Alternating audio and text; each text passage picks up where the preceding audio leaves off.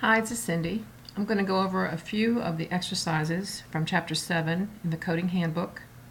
I won't go over all of them, but I want to do a couple with you so that you can understand more and more how to use the code book, how to look up codes, how to apply the guidelines when you're assigning a code, and what I'm expecting from you on the exercises in the future, which you will submit. I will be toggling between this PowerPoint that I've created and the codebook. The codebook has the document camera on it. I'll try to make it as smooth as I can, but it isn't always as smooth as I would like it to be. We'll start with exercise 7.1, number 1, which is influenza with gastroenteritis. If we go to the tabular, we're going to find influenza as a main term, and then it'll be indented one level with indented another level, gastroenteritis.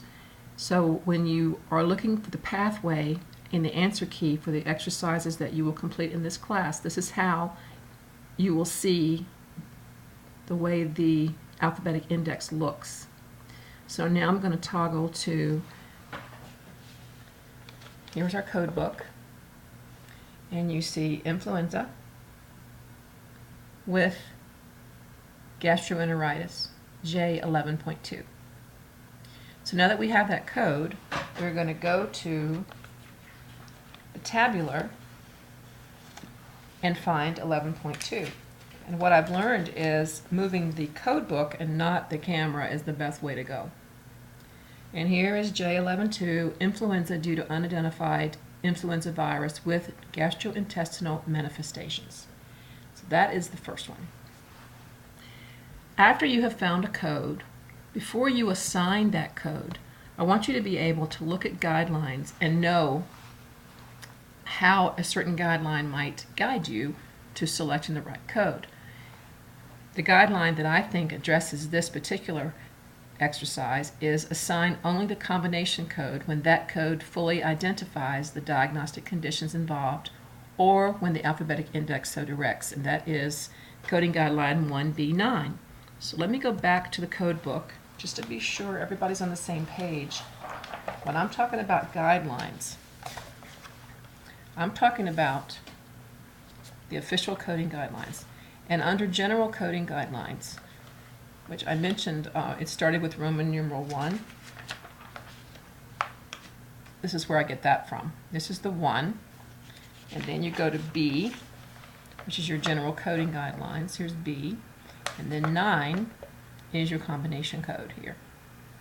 So when you are, my suggestion is before you start completing your exercise that you would read through the guidelines for a specific chapter, then look at your exercises, and after you have selected the codes, go back to the guidelines just to make sure you're not missing anything before you assign that final code. Okay, the next one is exercise 7.2, number 3, combined spinal cord degeneration with anemia due to a dietary vitamin B12 deficiency. The main term in this diagnosis is the degeneration. Sometimes students ask me, how do you know what the main term is? Well, you just start looking up words. And if you don't find what you need with one term, then go to a different term until you find what you need. But I know that this one is degeneration. Then degeneration is your main term. Combined is your first subterm with anemia due to dietary vitamin B12, D51.3. You notice there's two codes here. The first code is your etiology code. The second code is your manifestation code. So let's go to the document camera, and you see degeneration here, combined spinal cord with anemia due to dietary vitamin B12, and there's the two codes. So we're going to look up both of those codes, D51.3 and G32.0. D51.3,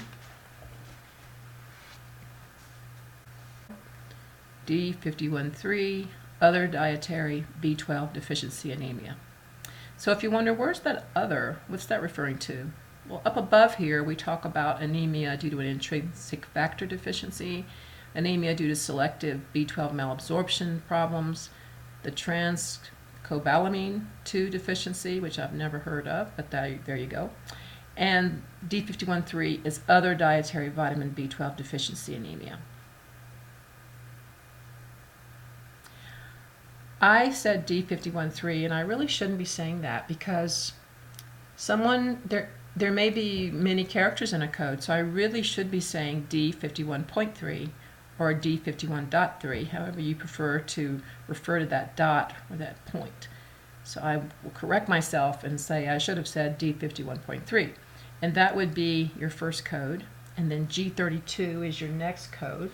So we'll look back here in the G's.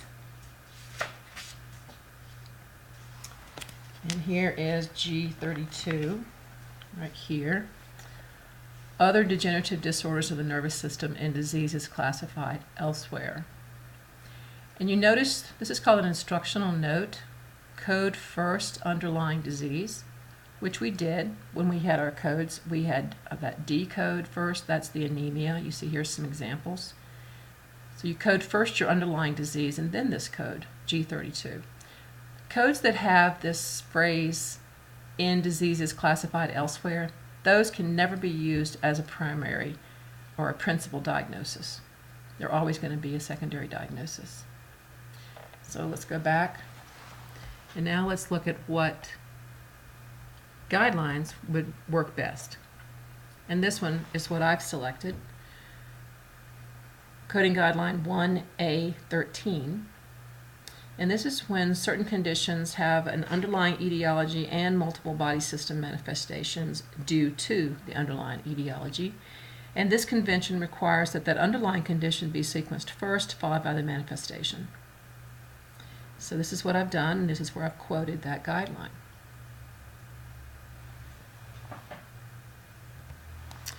The next diagnosis is diabetic neuralgia due to type 2 diabetes mellitus or mellitus, however you prefer to say that. Patient on insulin. I've heard it pronounced both ways. I'm not sure which is correct. I typically say mellitus, but whatever. I know what you mean.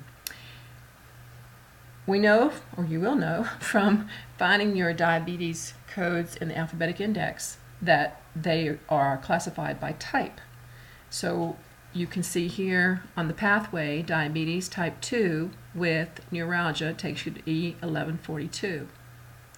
So let's go to our alphabetic index, and you see here, maybe you don't see, I am in, go all the way to the top, diabetes type 2 with neuralgia, E1142. I also want to bring to your attention, see my little note over here?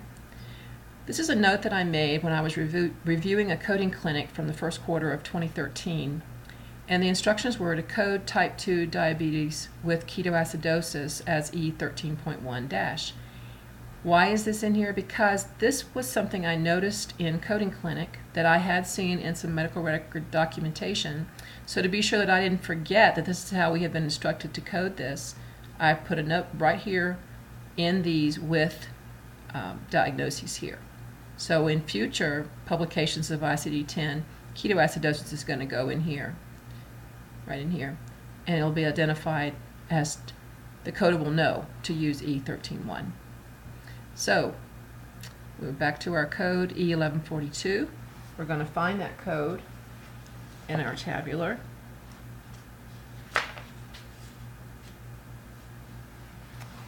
Come over here. E1142, type 2 diabetes with diabetic polyneuropathy. You may say, well, polyneuropathy was not one of the words we were looking up. No, it isn't, but neuralgia is, and neuralgia is right here. Whenever you see a descriptor under a code, it's just telling you this is another way that you might see this expressed in the documentation, and it's the same code, E1142. So now let's go back. And we want to look at a patient on insulin. We haven't coded any with the Z codes yet, but it's a good idea to not be afraid to start looking for codes, even if it's outside the chapter that we're studying. We're going to find long-term. So in our alphabetic index, we're going to look up long-term as our main term, drug therapy, insulin, Z79.4. So when we go over here,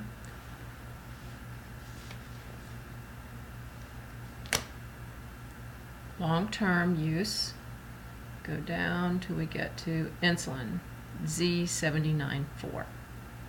Take that code, go all the way back to the back of the code book for our Z codes, and all the way in the corner over here, we see, whoops, here we go, long-term use of insulin, Z79.4. So we know that those two codes are correct for this particular diagnosis. Neuralgia due to diabetes, patient on insulin. And here's the guideline that I've chosen to go with this particular diagnosis, and that would be the combination code, coding guideline 1B9, which is the same one we had used earlier. So you know what I'm expecting. When I say pathway, this is what we're looking at. When I say rationale, this is what I'm looking at. In this case, it was a guideline. It could have been an instructional note or something like that. The next diagnosis is subacute and chronic pyelonephritis. And I have a little note here to remind you that unless the index or the tabular indicates otherwise, the terms acute and subacute are coded the same. Our pathway, we're going to find a main term of pyelonephritis, acute, and pyelonephritis chronic. So we'll take that, we will go to alphabetic index. We have pyelonephritis. I'm having trouble with that word today. Acute is N10 and chronic N9, N11-9. And you see how acute and chronic are at the same indentation level? That's important. So you'll see that in the guideline when we talk about it. It's going to mention terms being at the same indentation level. So now we'll go back in the tabular and look up our codes. Be sure we've got the right code. Here is N10, and even though they use different words, our word is right here. So we know that that is the right code for the acute pyelonephritis. And then when we come for chronic, we're going to choose this one because not otherwise specified. The codes above here talk about specific places where the obstruction or inflammation might be.